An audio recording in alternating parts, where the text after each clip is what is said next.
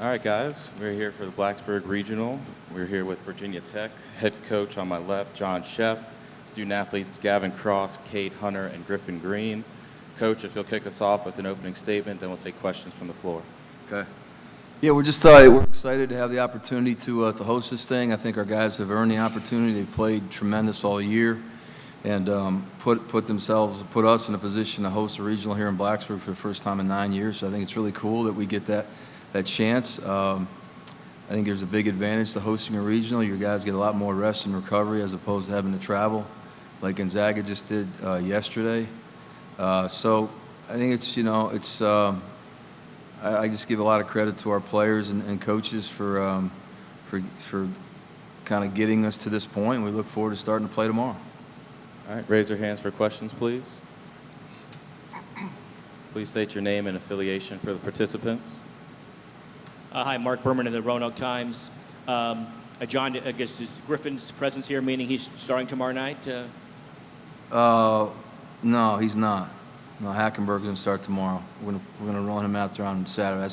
At this point, we're just going to go game by game, see how it goes. We just feel like Hackenberg's a little bit of a better matchup at this point. It's not a knock on him. He's gotten us here. One of the reasons why we're sitting at this table is because of him. So it has nothing to do with that. It's just at this stage of the game, this time of year, it's all about matchups. Matchups. That's it. To elaborate on that, obviously, unlike these guys, you have NCAA regional experience. From all your past experience coaching in regionals, what's the keys to winning a regional? Well, I don't think it's really any different than doing what we've already been doing, just playing the games the way they are and preparing the way we prepared. And, my message to our guys yesterday was you don't really have to do anything more than you've already done. You don't have to throw a better slider or hit a ball harder or run faster. I don't think that we're going to see anything in this regional that we haven't seen in the ACC over the course of 10 weeks. We played some really good people, I think. And that's why we're sitting here in Blacksburg as opposed to being someplace else. But as far as strategies, it's really not that way. It's really just trying to prepare your guys, make sure they're rested, and go out and do what you've been doing. I know it doesn't sound exciting, but that's really what it is from my perspective. And for the guys, with the great year you guys have had, what's the confidence level of this team going into the regional? Given you're the number 4 overall seed, you're hosting it, and you've faced Wright State before. I think, first and foremost, we're playing with confidence and we trust in each other. And regardless of the opponent, we're going to try to play our same game and pitch and play good defense and get timely hits and just play together, and that's kind of the formula to win. I think one of the advantages that we have is we played them before. They've played us, we've played them. We got all the film we need on everyone in their dugout. They got all the film they need on everyone in our dugout. So it should be a good matchup, and we're excited to get out there. Yeah, I think our confidence just originates from just our relaxed attitude, going out there and having fun. So yeah, and plus we already played them this year, so we definitely have a good expectation of what's to come. So Next question will come in the back on the right. Hey guys, Anthony Romano, WDBJ7. For Gavin and Kate, obviously you guys ran into a great pitcher down in Charlotte for UNC, shut you guys out. What gives you guys the confidence to know that you're able to make the adjustments game to game here in a regional, if something like that were to happen, or, if you go through a couple innings of struggles, to know that you can bounce back and turn the bats around? Yeah, I think all year, throughout the season, we've had some slow starts to games, and just trusting the offense. Whether me and Kate aren't hitting, we know we got Jack and Tanner all the way down through the order, so any guy can kind of spark the lineup. And we ran into a good guy on Saturday in Charlotte, and it's baseball. Any given day, anything can happen. So just trusting each other, go out there, prepare the right way, and go play. Yeah, I think you nailed it on the head there. I think there's been multiple times this year where we go down quick, 1-2, 2 outs to start an inning, and then we end up scoring 5 with 2 outs. It really only takes one big hit for us to really get that spark and get going. And we're a dynamic offense, and I think at any given moment we can put the hurt on people. Hey Coach, Channel 10, Brooke Leonard. about 5 years to the day you were hired. In this 5-year plan, getting this regional and getting to host, how does it feel, and has it really sunk in yet that press conference 5 years ago, all the things you talked about is coming to fruition? Yeah, I didn't really even think about that. And I can tell you, I don't, this is probably going to sound bad. Maybe our administration wouldn't like it, but I've never really had a 5-year plan. My plan just has always been day by day. Try to get the best players we can get, prepare them, and take care of them with all the stuff we do, with our support people. I mean, it's nice to kind of, I guess, look back on it now, the fact that we're here and we're having success, but I kind of expected that to happen at some point or another. I could never tell you exactly when or what year, and then the whole COVID thing kind of was a speed bump for everybody and kind of slowed some things down. We lost, some pretty good players. I thought we were going to have a pretty good year in 20 there. That was these guys, Gavin and Cade's freshman year. But, I just try to work off experience, I guess, and kind of what I've seen over the years. And we're lucky I think we have a good coaching staff. We have a lot of different dynamic players on this team that can do different things.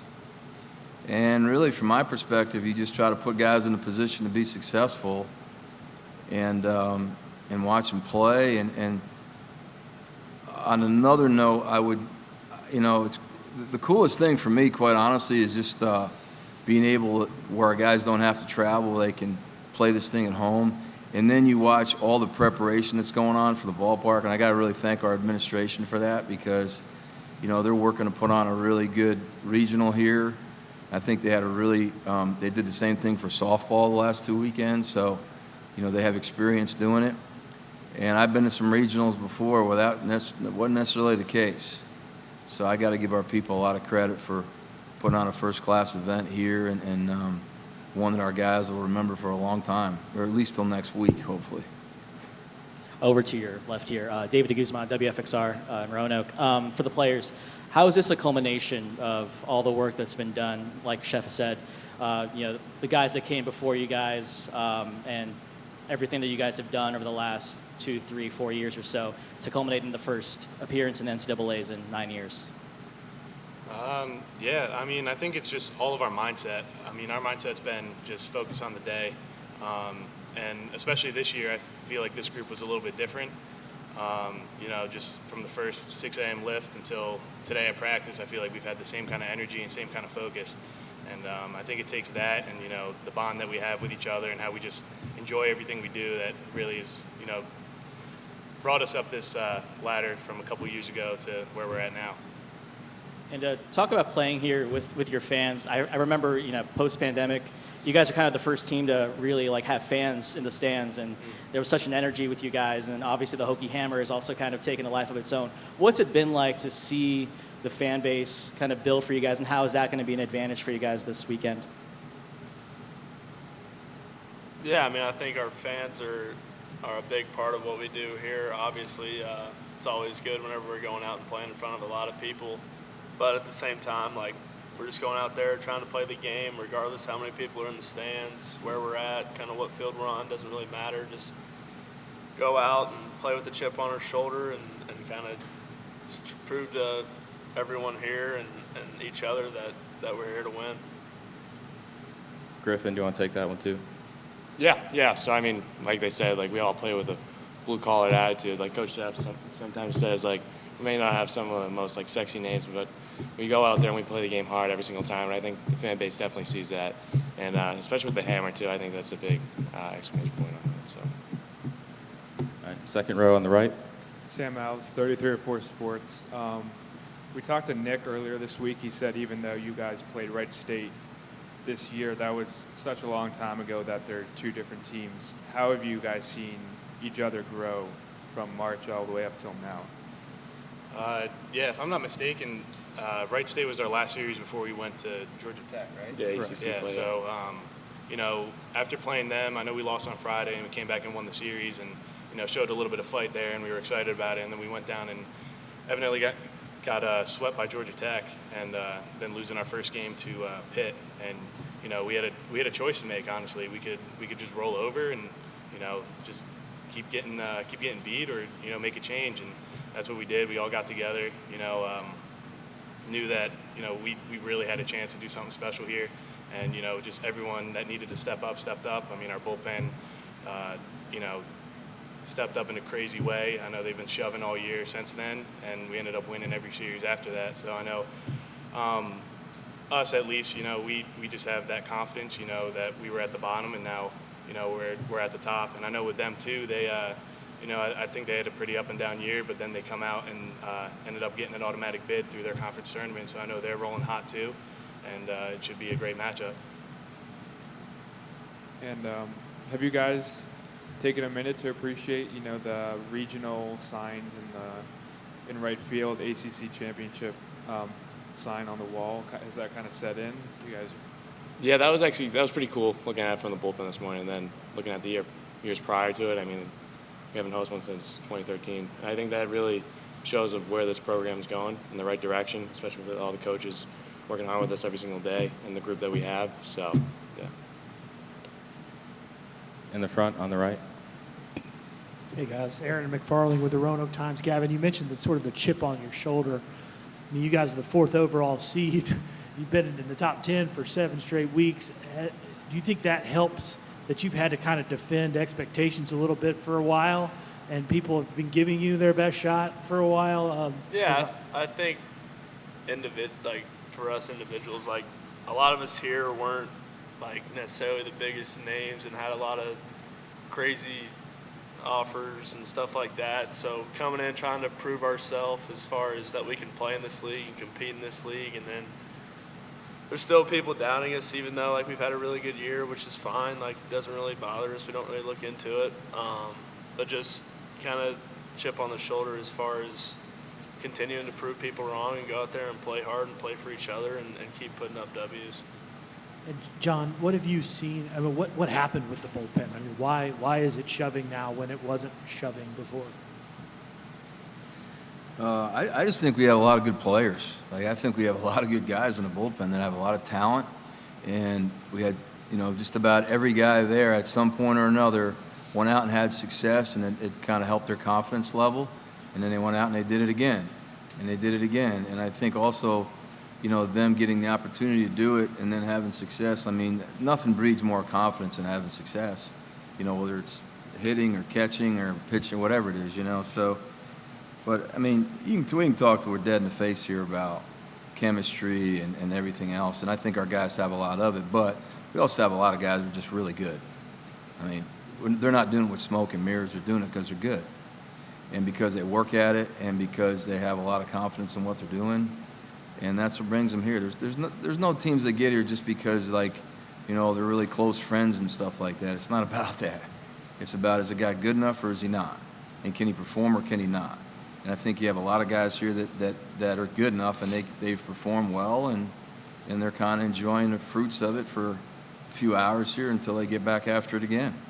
Because once tomorrow rolls around, it's not about records or seeds or statistics or not. It's not about any of that stuff. It's about, how prepared are you and how well can you go out there and do what you've been doing all year, except do it probably on a little bit of a higher level, because all the opponents we're going to play are going to be operating on a higher level too. In the front, on the right. Tim Thomas from the Tech Lunch Pail. Cade, from your perspective behind the plate, what has enabled the success both of Griffin and Drew, that 1-2 Friday-Saturday combo that you guys have had that seems to put you guys, at least during the regular season, in position to get sweeps on Sundays? Yeah, they're two of the best competitors I think I've ever played with.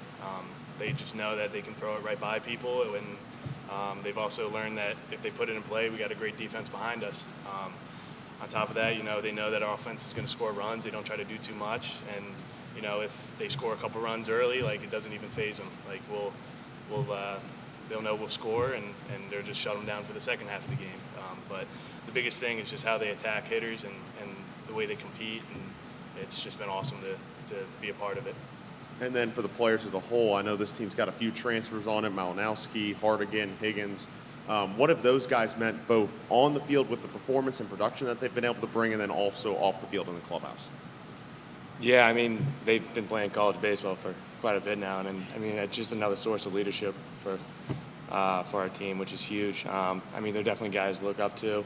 They show by example every single day, And I mean, they're just good guys to talk to about just about everything they've been through with regionals and so forth. In the back of the room. Hey, Cade, I know for a lot of teams, having offensive production from the catcher position can be a luxury.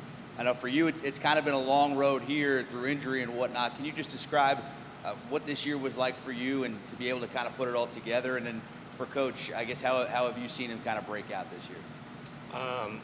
Yeah, I mean, I've been smelling the roses ever since the first game.